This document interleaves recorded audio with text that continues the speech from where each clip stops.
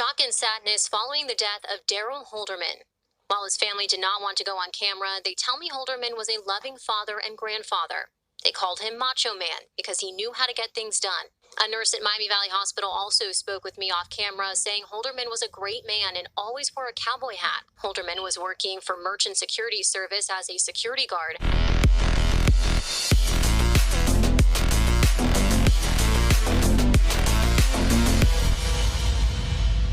Hey guys, welcome to Advancing Security Guard News. We lost another security guard this week, 78-year-old Darrell Holderman. He worked in Miami Valley Hospital. There was a shooting. The purpose of this video is not to criticize the security guard, but to highlight the dangers of the job as a sort of hazard training. As security, we're not always equipped with the best gear. We do not receive the best training, and we don't have the best support or at times even backup. We need to acknowledge the danger of the job and have these hard discussions so that change can happen over time. A Warren County family grieving tonight, one day after their loved one, 78-year-old Darrell Holderman, was shot and killed at Miami Valley Hospital. Today, our world shattered. Our hearts were broken. You were taken away from us in a way I never dreamt possible. You weren't even supposed to be there today, his daughter wrote in a public Facebook post. Holderman was working as a security guard at the hospital yesterday. Montgomery County Jail inmate Brian Booth was there receiving treatment for a detox-related illness. Investigators say, after doing, I don't know how many security guard deaths videos so far, I've been noticing some patterns. There are patterns to the deaths of security guards, and we need to talk about these things. Sometimes it's lack of training, sometimes lack of support as far as being part of a group. Sometimes it's not acknowledging that certain posts are more dangerous than others. So the 78-year-old man working in a hospital, and he was overpowered by this person here, an inmate. Security guard was working in the ER section. My brother's done hospital security, and I've been a lot of hospital security personnel that have told me it gets rough sometimes, and we need to acknowledge this not as a regular beat, a regular post for regular security guards, and we need to have this hard discussion so we can avoid things like what happened this week. Say the two were in a private emergency department room when they got into a scuffle. They say Holderman tried to fight back, but the 30-year-old inmate overpowered the guard and took his gun. There is nothing in this individual's past that led anyone to believe that such a horrific incident would occur. Booth was in custody on a... I don't care about this guy's past as far as the shooter. He's an inmate. In the ER. With all due respect to Holderman's family and our fallen brother, he is 78 years old against a 30-year-old male.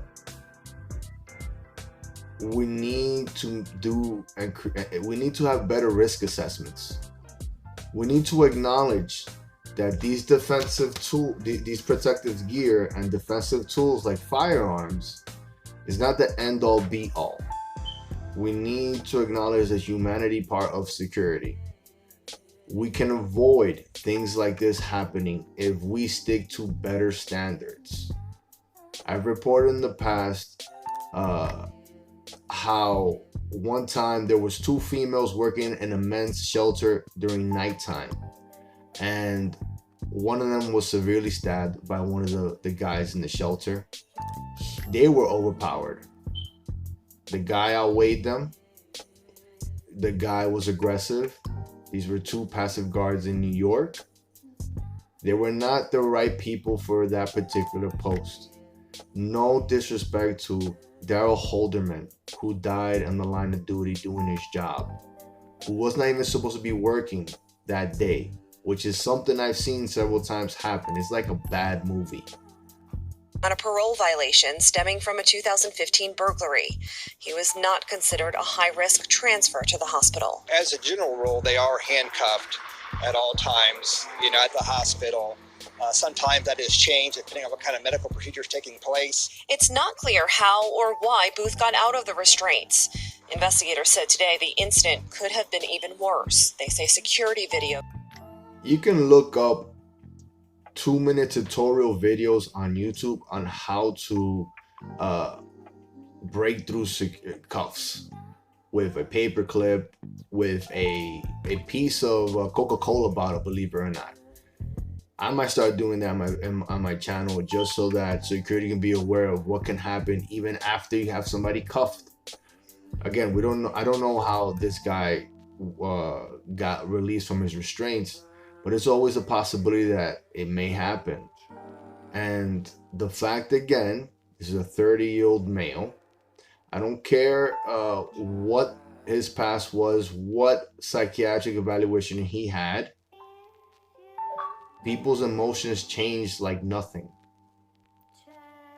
Maybe this could have been a type of suicide by cop. We don't know. We don't know. But we have to have these hard discussions. We have to have better training. When I did my armed security guard training here in Pennsylvania, I didn't feel prepared to cuff anybody. I don't feel prepared to cuff anybody right now either. It was a crash course. Unless you do something 1,000 times, it's not gonna stick. And unless you're part of a group that is constantly practicing, I don't know how many times a week or how many times a month, you're not gonna gain the necessary skills needed to be able to cuff somebody under certain situations. You know, gross motor skills are a thing.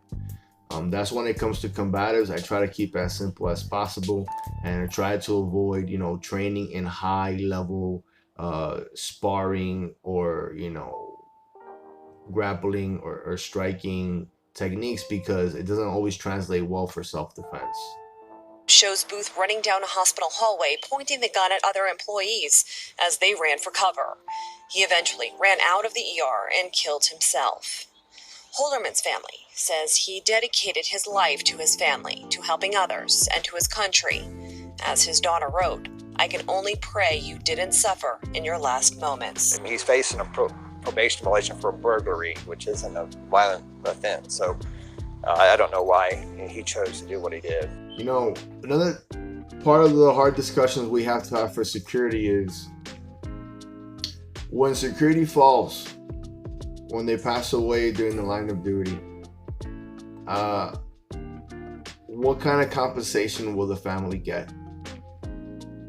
I was looking up a job the other day, and you know, they were offering $5,000 for accidental deaths for their guard. Was that enough? Is that enough? I mean, maybe for the casket.